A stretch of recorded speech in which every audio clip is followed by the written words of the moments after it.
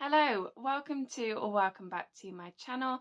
If you're new here, my name's Lauren and this is episode 3 of Teabreak Tuesday. If you haven't already, then pause this video and go and grab yourself a nice drink to accompany you with whilst watching this video. The idea of this video is just a chatty at home catch up really, go through a couple of bits that I've been doing on the plot, my plans, if there's anything new that I've learnt, that sort of thing. But yeah, let's get cracking. So last week's video that you might have seen, I released it on Friday. That was a really successful video actually. I got loads done, had a few days off last week from work, so managed to grab quite a bit of time up at the allotment and get some jobs done that had been outstanding for a little while. That included getting the polytunnel down, which was much needed as it had broken. So my task now, probably this week actually, is to get the new polytunnel up. I think I mentioned last week that I wanted to wait for the weather to look a bit better, obviously before I get that polytunnel up, because I don't want it to blow back down again. But I think, fingers crossed, looking at the weather forecast, we're good to go now. I think if it's not going to survive, if I put it up now, then it's never going to survive. So yeah, that'll be the task because my tomatoes are desperate to get out. I have planted 3 straight into the ground outdoors at the allotment already, because I'm used to growing my tomatoes outside, because I've never had a polytunnel before to grow in. So yeah, but the rest will go in the polytunnel and I'll see how they fare really, what the difference will be between the 2 different types of growing methods. So once the polytunnel's up, I need to properly secure it into the ground. I did nip to my uncle's yesterday and had a quick look at his polytunnel. He's got a similar one to me, albeit the metal is a lot thicker, etc. But he gave me some ideas as to what it is that I can do to really secure that polytunnel and make sure that it's got the best chance of going nowhere once it's up. Other bits that I got done last week, if you watched the video, were just sowing some bits into the ground, some peas and things like that. So I think this week's task will be keeping an eye on those, make sure that they're starting off okay. And then it'll also be, I need to get my hands on a couple of garden arches, you know, the sort of growing arches, to go over my path. I think that's where I'll put them. I'll see the size when I've got them. But basically just to grow my peas and did I do broad beans, I think, or runner beans? Runner beans, I think I did. I get them confused. But it'd be to grow my beans and peas up anyway. So that's something that I need to get hold of this week because that'll need going up soon, no doubt.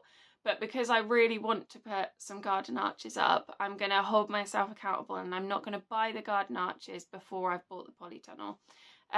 Before I've put up the polytunnel. So that'll be that task. And then other than that, it'd just be keeping an eye on everything. I've not got anything on my mind that I'm particularly going to sow. Apart from sweet corn. I really do want to get my sweet corn started. I tried it and nothing happened. So I'm going to try direct sowing it into the ground because it didn't work with modules for me. So yeah, direct sow that straight into the ground and then get it covered straight away because I know that that's something that sort of mice and birds and things like that might want to eat. So if I get it covered, hopefully that'll improve my chances of getting some sweet corn. Sweet corn is something that I think is just so incredible when people grow it and actually manage to successfully harvest it, because I know pretty much none of the process is particularly easy.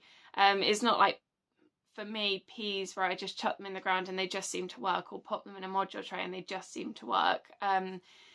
Obviously is getting them pollinated and things like that as well. So yeah, fingers crossed I have some success with sweet corn because I would absolutely love that. And then yeah, I think that's pretty much it. Just keeping an eye on the plot. I definitely need to feed my rhubarb. Somebody suggested it when I did last week's video and I said, oh, you know, my rhubarb isn't doing very well. And then somebody said, feed it because they're really hungry feeders. And I thought, how have I forgotten this? I've had that rhubarb plant for, I think, 5 years now, at least 4.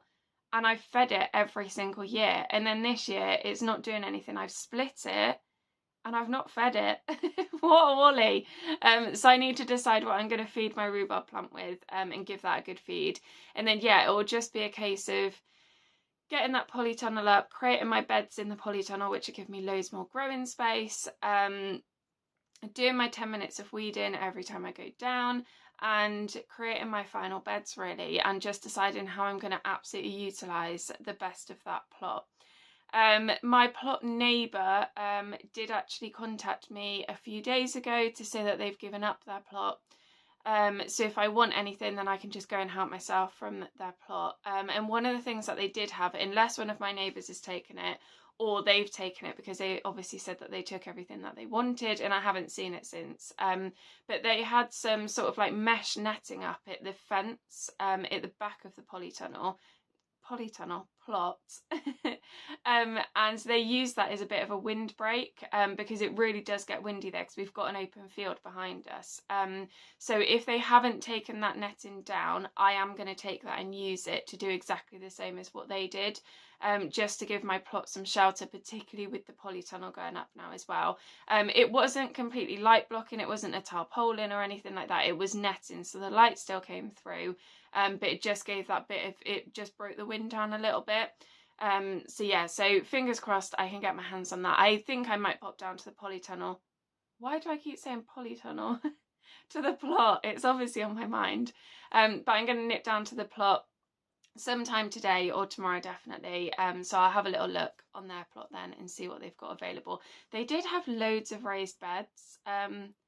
So I don't know if I'd feel a bit mean taking their raised beds, but we'll see. But yeah, so I think that's it really. Another busy week on the plot, but the weather is definitely looking so much better now. We're still getting the odd bit of rain, still getting the odd shower, but you know, that's spring in the UK, that's as to be expected.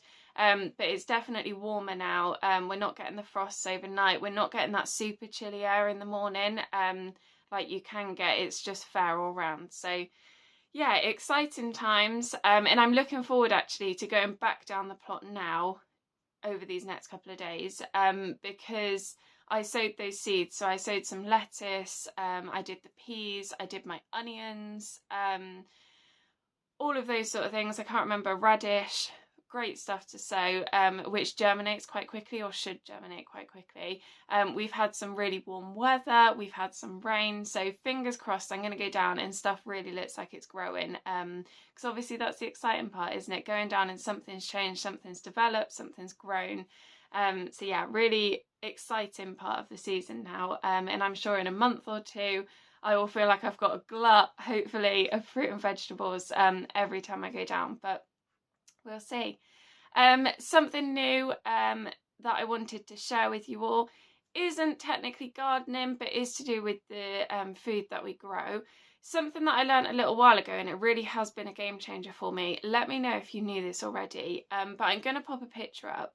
So basically, when you get bell peppers, if you look at the bottom of them, there's either 3 sections or 4 sections, and if you've got 3 sections, that means it's a male. If you've got 4 sections, that means it's a female. And the way that I remember what I'm about to tell you is female, 4, fresh. Okay?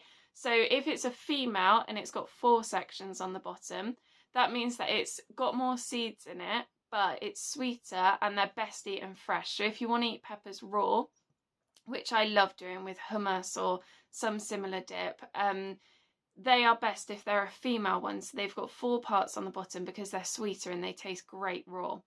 If it's a male, then it's best in your meal, is how I remember it. So male is meal because they're best if they're cooked. So they're not quite as sweet, but obviously they're best if they're cooked. But utilise those female peppers because they're sweeter and they are great raw. And I've absolutely loved eating peppers since I found out that raw, because you don't have the sort of risk of it being like, oh, is this one going to be a bit bitter, a bit tasteless? No, because you're eating the ones with 4 on the bottom and they taste so sweet. So remember that when you're harvesting your peppers this year. Hopefully you have loads of them on your allotment. I'm hoping that I have loads. They're another thing that are desperate to get out into the polytunnel now. So another reason why I need to get that polytunnel up, to give my pepper plants the best chance of fruiting and giving me a glut of peppers this year. So I hope you've enjoyed today's video. If you have, please do like. Don't forget to subscribe and hit the notification bell. Doesn't cost you anything to do so, but it supports my channel and it'll ensure that you don't miss any of my future videos. So thanks very much for watching. I'll catch you in the next one. Have a good week. Bye bye.